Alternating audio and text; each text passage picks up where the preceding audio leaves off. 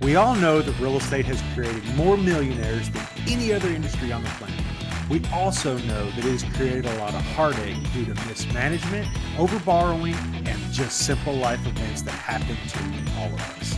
Welcome to the Cash Flow Pro podcast. My name is Casey Brown, and I am your fearless leader. And although we might be bourbon sipping and at times foul-mouthed Southerners, we will always do our best to be honest, straightforward, and due diligent with all of the information we pass along to you. Welcome to the show. Hey there, and welcome to today's episode of Cash Flow Pro, your daily real estate investing podcast and YouTube channel. Today, I am here with, I'm going to try not to mess this up, Maricela Soberanes. Maricela, how are you today? Hey, Casey. I'm doing great. Thank you for having me here. Wonderful. Maricela is with a company called Up Plex, and she is going to tell us all about her journey and how she got to where she is today in real estate and real estate investing. And so, Maricela, I'm going to let you start. Tell us a little bit about your backstory and how you got started. Great. Thank you. Thanks again for having me here. You're very welcome. I can start as back as growing up. I actually grew up in Mexico. I was born and raised in Mexico, and large family. Sure. Working mother type. The whole kind of scenario. And when I came to the States, I was 23 years old. Yeah. I had a business degree back in Mexico that became useless when I arrived here because I didn't speak English. And to do business, you kind of have to speak English. So I didn't speak the language, and my priority was to learn the language, and then, like many Americans, we kind of hear like, hey, the next step is to get a house, get a job, Step right into the American way. right? I was Yes. like, hey, and I'm in America, I must obey by the by the orders, right? Yep. Um, so I did went to school. I got back into college, and eventually I earned a doctorate degree, and my Wow. practice is Wonderful. anesthesia provider. And so that was a little fast forward, right? Coming to America, it was a new way of living, a huge world of opportunities, and a way for me to pay back on this amazing country was to give. I joined the Navy. Mm-hmm. I served for 9 years. I'm sorry, 8 years, almost nine. And it was just for me, it was a way to give back. But Let me ask you just for context purposes, what year or years are we talking about? Like, because I told a gentleman the other day on a podcast, it seems like we all define pre 07, pre 2007, and post 2007. So give us a little context as to what years we're talking about here, so we can step into where you yeah, came into the game. yeah. So I came to the States in 1998. Okay. When I was done with school in it was 2009. Okay. Um, and I guess for your audience, what they want to hear is how I got started into the real estate. I actually purchased a duplex as my primary home, and I Mm-hmm. have had that, live in one side and rented the Is other that side. while you were in the Navy? That was before I went to the Navy. That was in 2006. Before, while I was in school, actually, I relocated to Memphis. This is all happening in Austin, right? Mm-hmm. I grad school to Memphis, and so in 2000 and oh gosh, you're making me do math. But 2006 I bought it, and then I probably a year later, 2007 actually, yes, I went to school Okay. and graduated in 2009. I came back to Austin and live in the same duplex and continue to rent the other one. I acquired, like many Americans, this student loans, $250,000 debt, which I paid in 18 months. Oh, And wow. I was on steroids. Yeah, talk about somebody that's taken action. I don't know that our audience could really find anybody that takes more action than paying 250,000 in student loans off in 18 months. I mean, my gosh, that's $15,000 a month, right? And is that math? That's ish. It's pretty close. So it's 14 anyway. Man alive! Wow, good way to go. Good for you. So, all right, go forward. I had to stop and take that in for a second. Thank you. Thanks. Uh, so that so I talked about that because I think that's the wow factor, right? But now that I know how to actually invest my money and have the money pay for debt, for luxury, what the other liabilities, I could Mm-hmm. have invested that money, and then with the profits, I could have paid the debt, and then continue to have my money. Sure. And later on, hopefully, and to invest in passively. And I didn't know this. I didn't know I could do. I could invest passively and have the earnings for from that to pay the debt, right? So Yeah. I think of it because I think people needs to hear that. Um, the way we invest now. So I guess I'm gonna back up a little bit. So I continued to build my portfolio.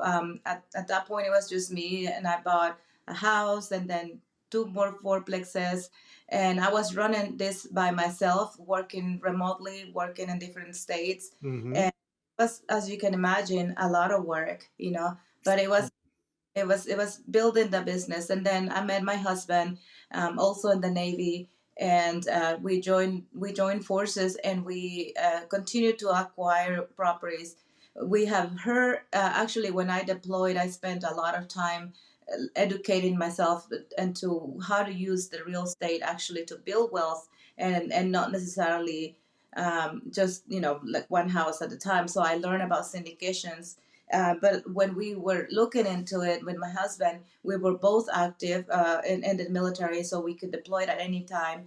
And it just wasn't a good time to take other people's money and try to invest it, right? Yeah. So continue to acquire and build our small portfolio, a small multifamily portfolio. And I would say now COVID year 2020, he was retiring from the military, 27 years of service. He retired that year, and my contract as an anesthesia provider was what I lost that contract, and it kind of forced us to take a deeper look at the real estate as an option to continue to build wealth. And that's when we actually stopped acquiring the small multifamilies and went into apartment syndications. Wow. Isn't that, I mean, that whole story just, if that doesn't prove what this country has to offer. I mean, there you've got a story of somebody that came to the States, didn't know I mean, I'm assuming you obviously you didn't have a network of any kind, right? I mean, you just basically showed up on the United States doorstep and said, "Hey, I'm here. I'm ready to get my doctorate." And I mean, you obviously there was some opportunity at some point that allowed you to pursue all of this. But I mean, talk about a story of capitalism and just capitalism in general, where you're saying, "Hey, I showed up here in 1998. 11 years later, I had a degree and $250,000 in debt. I knocked that out. '06, I bought our house hacked before house hacking was a thing, and and then paid your student loans off like for all intents and purposes immediately. I mean, 18 months is nothing, but and that was your degree was in you got your doctorate, you said, but that was anesthesiology, I assume, correct? Yes, So anesthesia. which really for context in my knowledge is probably one or used to be one of the best paying um, jobs in the medical field was anesthesiologist. I mean, that was basically the top. And I don't know that some of the risk now doesn't outweigh uh, the pay. I don't know that the pay is quite as equal to the risk as it or adverse to the risk as it used to be. But you paid your loans off, then you started, then you basically just flourished from there.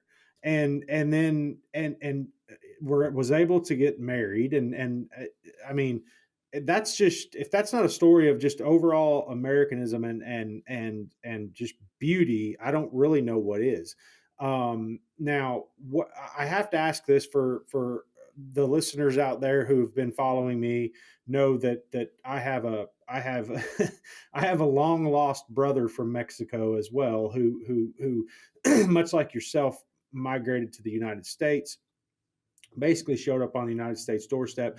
I was given the opportunity, and notice how I phrased that, given the opportunity to sponsor him to become a United States citizen back in 2015. So he and I are still married for, I think, 3 more years, but nevertheless, it's such a fulfilling story to say, hey, here's somebody else that went through this process and has added to, you've done nothing but add to the equity of our country, if you will. So I have to, whereabouts in Mexico did you come from?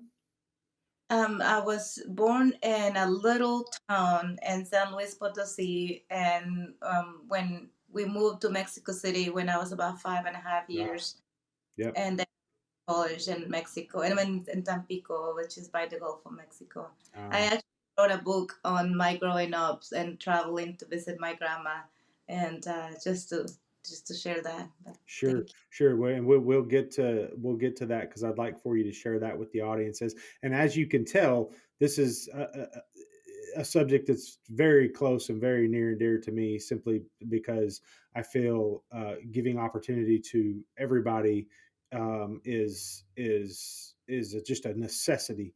And it's not, although sometimes it's not the American way to just to do things some ways that are being done, but nevertheless it is, we are given the opportunity, and it's how we treat those opportunities that define where we go forward from there. You were given an opportunity and you obviously took it, and as my grandmother used to say, took the bull by the horns and got it done. So congratulations. Obviously we thank you for your service to our great country as well. But so now let's kind of transition this talk, now that we've had the cultural discussion and we've tackled all of that. I want to hear, how did the real estate syndication world, and what year did you initially kind of start saying, hey, this might be something, I think, and I believe your husband is in business with you, is that correct? Yes, That's yes, what I we, thought. So what year and how did you start? Obviously, the house hacking and that kind of stuff that you noticed, and that worked. Obviously, how did you start saying, "Hey, I think I want to get into raising money or being a part of this network of capital raisers and so on?" yeah. So you talked about it earlier, the network that I didn't know a person, not Mhm. one person. So fast forward, when in 2020 we found a mastermind community, real estate related, and we joined. And before then it was just me, and then me and my husband, or my husband and I. And then when we found this community, it was just so empowering to be around people that had some of the same dreams, and we think alike. And as an entrepreneur, you always either find yourself alone or like trying to reinvent a wheel. Yeah, And have this opportunity to network with so many people that were trying to do the same thing. It just empower us to believe that we could do bigger things, and help others in bigger communities. So we then joined another mastermind community specifically for apartment syndications. This was in 2020, and we started selling or small portfolio. We started like in making profit because we had bought and a really good time, and the market was turning around. And as we were selling, we were also transitioning into investing. We invested in 8 or 9 passive investment opportunities, and that helped us see how other different groups were doing syndications, how they were running the business. sure, We invested in 5 different markets in 5 different states, and different housing. We have a plus, I mean A class housing. We have some hotel conversions, workforce housing. So we wanted to see a whole spectrum of properties and businesses being run. So we invested in 9 months. We put into five different no, I'm sorry, seven or nine syndications, and that built us to about 1,200 apartments. Again, invest passively. And then as we were doing that, we also building our own community, the Up Plex community, and a network. And at one point, we were given the opportunity to join a team, and we came as a general partners and helped the closing of the two. Well, it was actually two groups. We then became general partners, and then right. So we are in four different syndications as general partners, and that puts us another 1,200 apartments on that we have some GP position into those. Wow. Uh, Currently, For a total of how many across GP and LP? that'll be about 2,500. Man, my This gosh. So about 12 and 12 or 1250 and 1250, something like that. Oh wow. And then on the GP standpoint, are so let's step back a little bit for the purposes of somebody that's initially thinking about investing with an operator or something like that. What are some of the things that you looked for in an operator when you were going, or a deal, if you will, when you were looking at investing passively to begin with? Yeah, so that's a really good question. The knowledge that we have gathered from started to invest to now, there's not a I would say there's not a book to show you and so many groups how you do it, right? And a Right. lot of people that has the potential to invest are hesitant because they hear of a bad story or something terrible happened, somebody lost money. So it makes it really difficult for people to deploy it and to trust you. So for us, the fact that we've done passive investing, and we still do passive investors, we want to invest our money, and some we don't have that many deals coming, right? Yep. So there's also other markets that we want to explore, and we are not there, so we invest passively. So I can totally relate to somebody that is just looking from far and wants to get there, wants to put their money to work, and they don't know where to start. So the things that I will say, know, have a relationship with that person. Even I will even say Google it. We were in a lending conference not long ago, and that's what the lenders do. Yeah. Google and see what the person's background is. Get to know their family. Ask Yep. them about are they do they have another job, and that's taken away from you for managing your money, right? Yep. So know the team, who else is involved, because many times, as you know, a syndication is not going to be done by one person. So just because you know that one person, you don't know who that person is in business with, Yep. right? So get to know the whole team, and ask them to show proof of, if they haven't done it yet, that somebody in the team has the experience. So ask for the proof. Even talk to ask them to connect you with another investor that they have been investing with, and they a couple of them, and we do that for our investors all the time. Yep. And it is, like I mentioned, it's a community. So hopefully our investors will meet other of our investors, and we get together, and it has happened. So it shouldn't be a hidden secret Well, that. it keeps everybody happy when they feel connected, and they feel like, and that's a big part of our program as well. It's the same thing. It's don't you don't if you don't have anything to hide, you don't have anything to hide. I mean, just tell it like it is. And somebody was asking the question yesterday, well, how do you sell that to investors? And I said, I don't sell it any kind of way. I just tell them what it is, and if they like it, they like it. If they don't, then maybe we're just not a good fit, or maybe it's just not exactly the what they're looking for. And that's it's when you turn it into a sales, kind of a salesy thing, it just is not, it doesn't hold the same water, I guess, if you will. It's got that feel to it. So yeah, when you have that authentic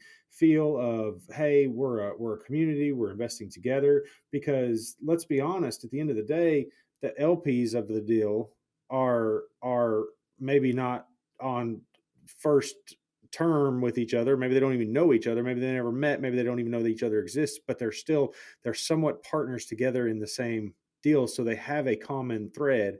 And so, yeah, I mean, but you just, there again, every deal is different, but yeah, that's the community part of it. I love that you're hitting on that. So go ahead. I'm sorry.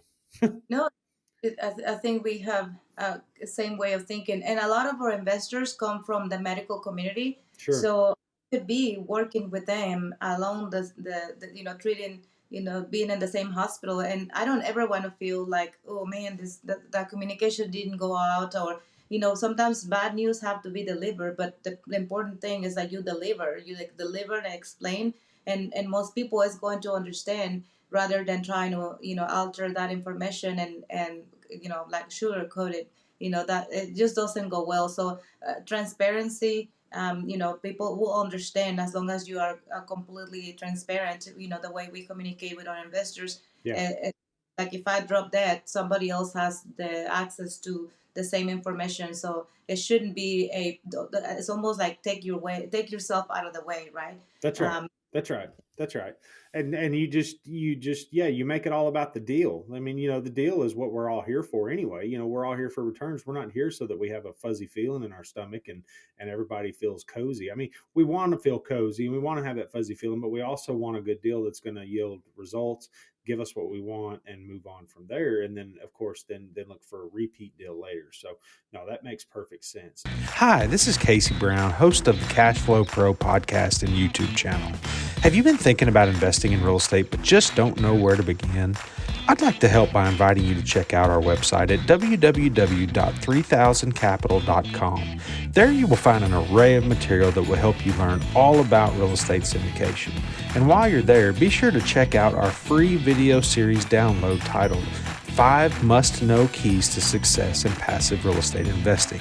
I'd also like to personally thank you for making Cash Flow Pro part of your day. Now, back to the show. Now, tell us a little bit. So I can only imagine, you said a lot of your investors come from the medical field. Now, and again, that's a big pool of people that look for our type of investments because medical field, and I always say this, I've said this in many podcasts, and the the commonality is the processes, but engineers and the medical field professionals are just wild about these passive income things because they don't have the time to go manage, they don't have the time to go pick up the the pieces or change light bulbs or plunge toilets or deal with termites or deal with a bad tenant. They don't have the time to do that. They want somebody else to do it, and they're willing to pay a whatever the fees to the syndication are to make that happen. But they end up with income in the end that they can duplicate and grow. And so, where do you find the majority of your investors? And I'm assuming that some are referrals and some are people talking amongst the medical professionals, but where do you tend to find investors? Well, yeah, you're right. A lot of it comes from people that I have worked with before, and they trust us, and they want to bring their friends to make money. Sure. Um, but you know, we have a community online that always about 1,200 12,000 people that are in medical, and then we what I do is just share information, share educational opportunities, and just give, share. Like I don't Is ask that for. is that through like a Facebook group or is that through a website or something? It's through a web. I mean, through a Facebook, Okay. and this specific community, they are already and to the real estate. Some of them are with other assets, other type of assets. Sure. Now, I think I failed to mention that we still do we do lending, like private lending money. So some of they're actually looking for capital, and we lend capital for those purposes. We do have notes, and we have self storage facilities and mobile home parks. And those are joint venture ships, so they're smaller. They're not syndicated. But so we like to keep or I will say diversification within the real estate investing as well. And because of that, I often ask, I mean, answers questions that they have as they're trying to do their investments. So it doesn't have to be, we try to give as much as possible. Sure. And of them do come back and they said, I'm tired of trying to do this by myself. How can I join you? How can I invest with you? And And that, and I'm sure they're doing things just like this podcast and other podcasts. I mean, you just continue to add.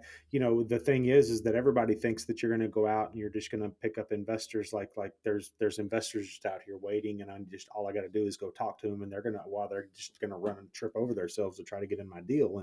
And unfortunately, that's not.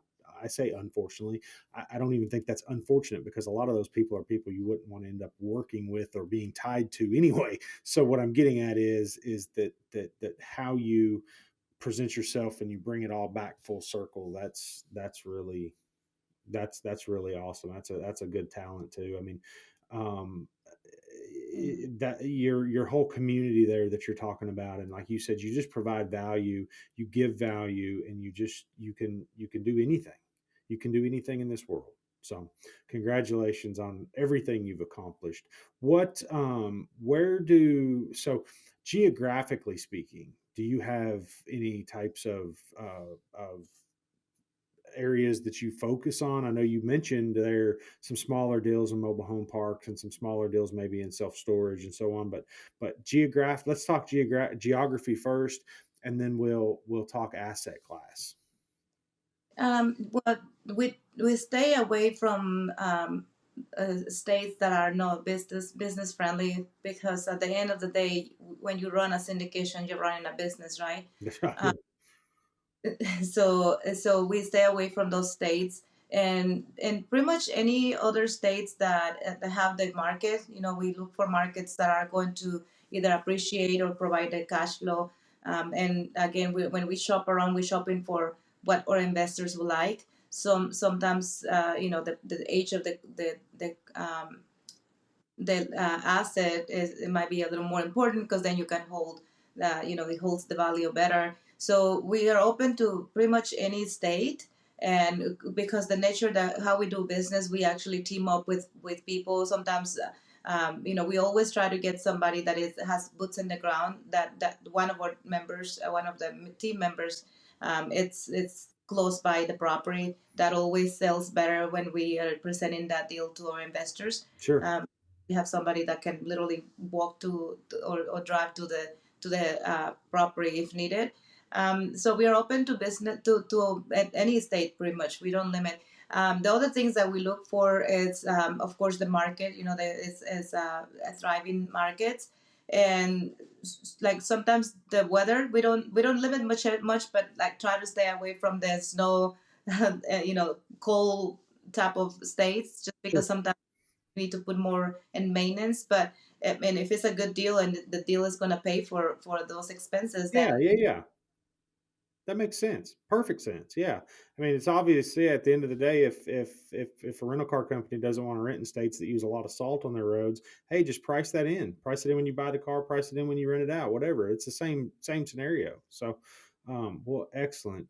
Now, we always end these episodes. We're kind of running up on the end of time here, and I always end these episodes. So, and I love the stories about going to your grandmother's house, and or you're talking about when you were a child, and your book obviously probably it outlines some of what I'm going to ask you. But first of all, what's the best book that you've read either recently or really anytime? What's the best book?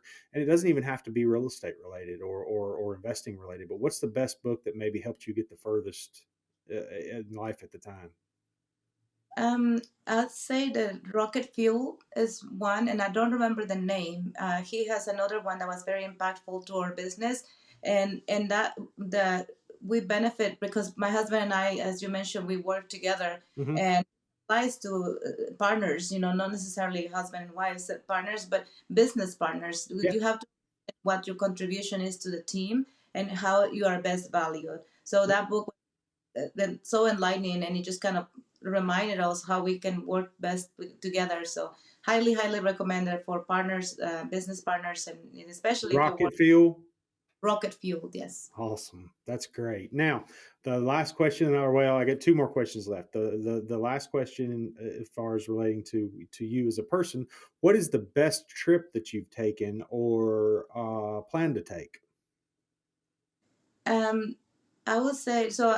Medical missions, and those trips are always like, it reminds you how much abundance we have in our lives, and when when you help people, it just, you help one person, and then by that definition, they help their families to help, they can perform better. It just brings so much joy. So, and like with the ones we took, the places are beautiful, that we try to tag it along with some vacation time afterwards. Colombia Sure. was highlights, beautiful place, beautiful country, and we were there for a medical mission. That it was just, the whole package was the perfect combination. That's wonderful, wonderful. Everything you've said has just been very fulfilling, and I hope the listeners have gained some value and maybe some perspective on where they are and where possibly they're headed in life. And so, the very last thing that I want to ask is, I'd like to ask you to share with the listeners, uh, how is the best way for them to reach out to you if they've heard something in your story that they want to get more depth on, or maybe even invest with you or something like that. How is the best way for them to reach out to you? Yes, of course. So you can find me on social media: Facebook, Instagram, LinkedIn. I will share the links with you, so I don't have to repeat them. But Awesome. yes, my two books are in Amazon, and if they want to email me or just reach out to me and mention your name or your podcast, I can share that for free. Awesome. I'd love to add any value that we can. Okay. So yeah, And that's up-plex.com. yes, Awesome. So that's a website they could possibly get in touch with you there, right? yep, yeah. That Awesome. has www.up-plex.com. So anyway, listen, Maricela, I do appreciate your time so very much. And I appreciate everything you've brought to us today. And I thank you so much for sharing your story.